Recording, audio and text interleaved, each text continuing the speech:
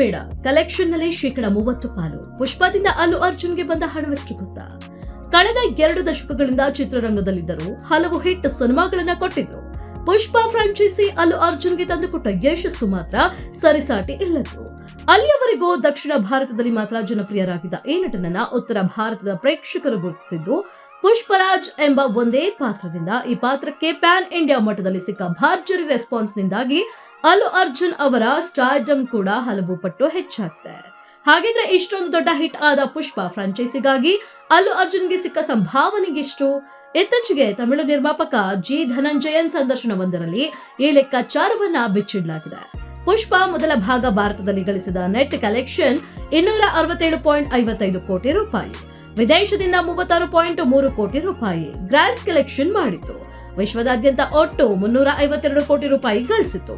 ಇನ್ನು ಭಾರಿ ನಿರೀಕ್ಷೆಯೊಂದಿಗೆ ತೆರೆಕಂಡ ಪುಷ್ಪ 2 ಭಾರತದಲ್ಲಿಯೇ 1265.97 ಕೋಟಿ ರೂಪಾಯಿ ನೆಟ್ ಕಲೆಕ್ಷನ್ ಮಾಡಿದೆ. ವಿದೇಶದಿಂದ 292 ಕೋಟಿ ರೂಪಾಯಿ ಬಾಚಿಕೊಂಡಿದೆ. ಹೀಗೆ ಒಟ್ಟು 1727.23 ಕೋಟಿ ರೂಪಾಯಿ ಗಳಿಸಿದೆ. 2 ಚಿತ್ರಗಳಿಂದ ಪುಷ್ಪ ಫ್ರಾಂಚೈಸಿ ಗಳಿಸಿದ್ದು ಬರೋಬ್ಬರಿ 2,79,023 ಕೋಟಿ ರೂಪಾಯಿ. ಶಾರುಖ್ ಖಾನ್ ಸೇರಿದಂತೆ ಹಲವು ಸ್ಟಾರ್ ನಟರು ಮಾಡುವಂತೆ ಅಲ್ಲು ಅರ್ಜುನ್ ಕೂಡ ಈ ಚಿತ್ರಕ್ಕೆ ಅಡ್ವಾನ್ಸ್ ಸಂಭಾವನೆ ಪಡೆದಿರಲಿಲ್ಲ.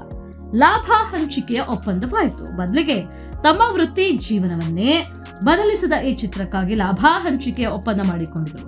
ಕಲೆಕ್ಷನ್ ನ ಪ್ರತಿ 1 ರೂಪಾಯಿಗೆ 30 ಪೈಸೆಯಂತೆ ಅಲ್ಲು ಅರ್ಜುನ್ಗೆ ಸಿಗುವ ಹಾಗೆ ಡೀಲ್ ಆಗಿತ್ತು.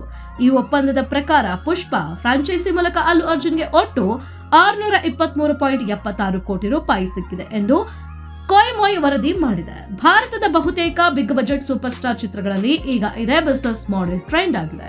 ಈಗಾಗಲೇ ದೊಡ್ಡ ಬಜೆಟ್ ನಲ್ಲಿ ತಯಾರಾಗುವ ಚಿತ್ರಕ್ಕೆ ನಾಯಕರಿಗೆ ಮುಂಗಡವಾಗಿ ದೊಡ್ಡ ಮೊತ್ತದ ಸಂಭಾವನೆ ಕೊಡುವ ಹೊರೆ ನಿರ್ಮಾಪಕರಿಗೆ ತಪ್ಪುತ್ತದೆ. ಒಂದು ವೇಳೆ ಸಿನಿಮಾ ಸೋತ್ರೆ ನಷ್ಟದ ಪ್ರಮಾಣವು ಕಡಿಮೆಯಾಗುತ್ತದೆ. ಸಿನಿಮಾ ಯಶಸ್ವಿಯಾದ್ರೆ ಅದರ ಲಾಭದಲ್ಲಿ ನಿಗದಿತ ಪಾಲನ್ನ ನಟನೆಗೆ ನೀಡಬಹುದು. ಪಠಾಣ್, ಜವಾನ್ ನಂತಹ ಚಿತ್ರಗಳಲ್ಲಿ ಶಾರುಖ್ ಖಾನ್ ಕೂಡ ಇದೇ ಮಾದರಿಯಲ್ಲಿ ಸಂಭಾವನೆ ಪಡೆದಿದ್ರು.